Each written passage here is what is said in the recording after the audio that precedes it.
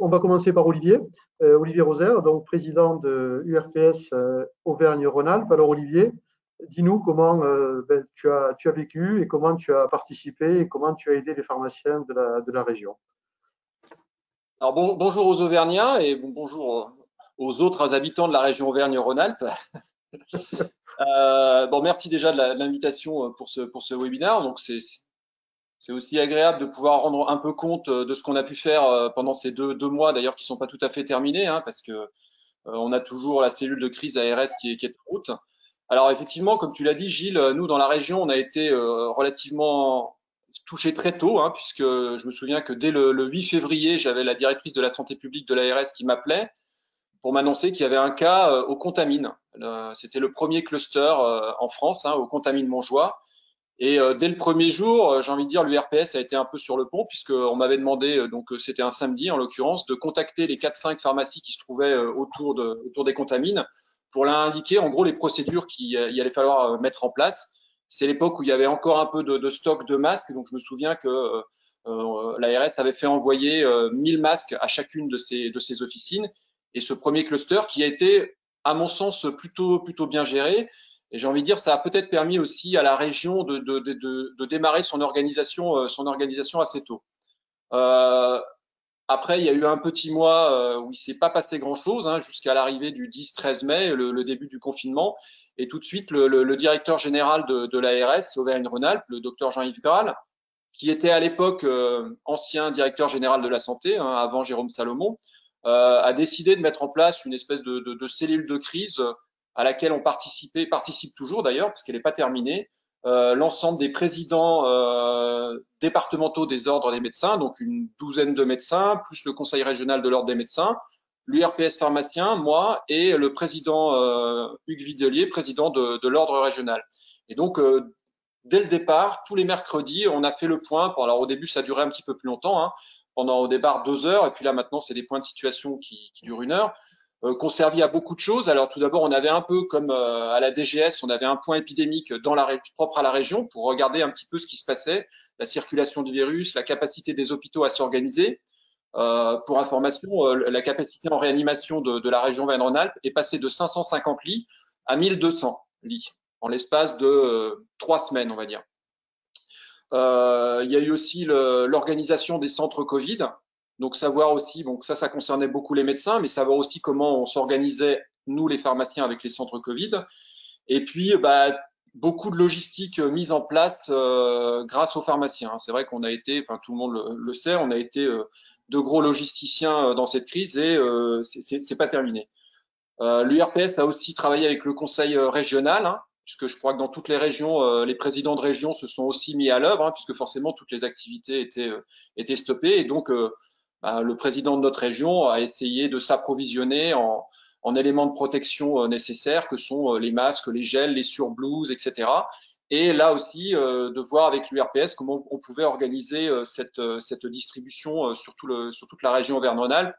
2550 pharmacies et en gros 300 officines qui ont servi de points logistiques. Donc tout ça, on l'a fait dans la région Auvergne-Rhône-Alpes en parfaite adéquation avec le président régional de l'ordre, hein, Hugues Videlier. On a été tous les deux sur le même sujet. En parallèle de nos réunions entre guillemets officielles, on faisait le point régulièrement pour faire passer les bons messages aux pharmaciens. On a été extrêmement sollicités.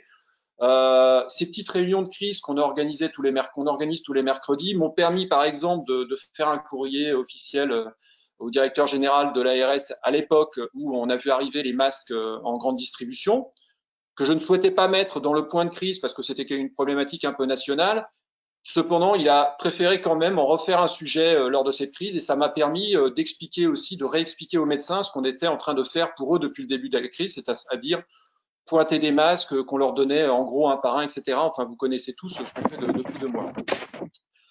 Alors, un point de satisfaction, j'ai envie de dire, propre à la région, ça a été les travaux qu'on a mis en place depuis plusieurs années sur les outils informatiques de la région, grâce au GCS SARA. Donc, on a travaillé beaucoup médecins, pharmaciens, côté médecin pour la mise en place d'outils de téléconsultation gratuits via le GCS SARA, c'est donc le GCS informatique financé par l'ARS.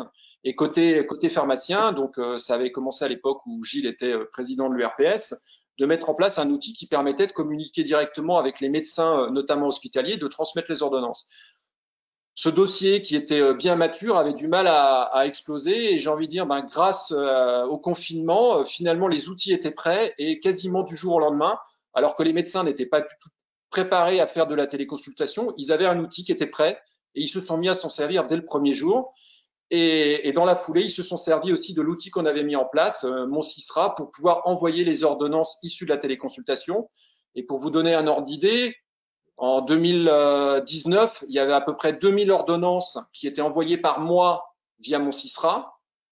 Et à partir du mois d'avril 2020, on était à 1000 par jour. Voilà, on est passé de 2000 par mois à 1000 par jour. Donc, on voit que quand on se prépare à quelque chose et qu'on s'organise en amont d'une crise, voilà, on a ce qu'il faut pour, en tout cas, gérer un des éléments de cette crise.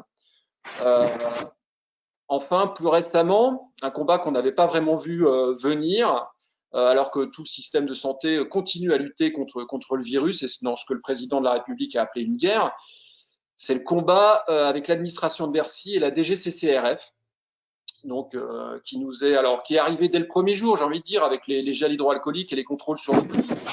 On va dire qu'à l'époque, c'était un peu bon enfant, un appel téléphonique, envoyer les statistiques de vente, et puis rebelote au mois de mai, où on nous redemande des contrôles sur les masques, et avec des pharmaciens qui ont été contrôlés plusieurs fois, 2 fois, avec des demandes pressantes, avec des réponses à donner dans les 72 heures, alors que des fois, il y avait des effectifs qui étaient restreints.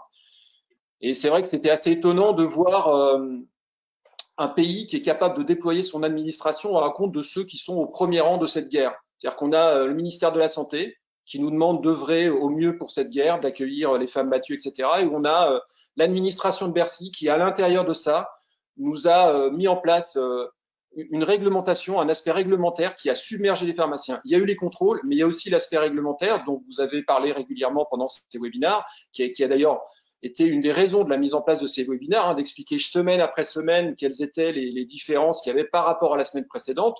Donc, on est quand même un pays qui, en temps de guerre, invente de la réglementation toutes les semaines. Et nous, on n'en reste pas moins, en tant que pharmaciens, des professionnels de santé, avant tout attachés à soigner.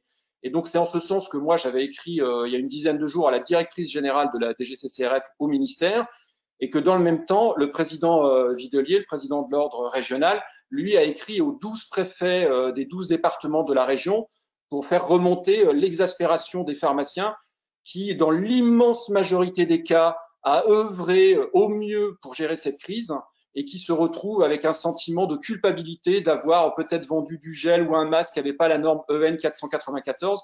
Voilà. Et on sait qu'après ces 2 mois, les pharmaciens étaient extrêmement épuisés. Donc, c'était aussi un peu notre rôle, tant à l'URPS qu'au Conseil régional de l'ordre, de faire remonter un petit peu cette exaspération des pharmaciens. Et nous continuerons à le faire jusqu'à la fin de cette crise.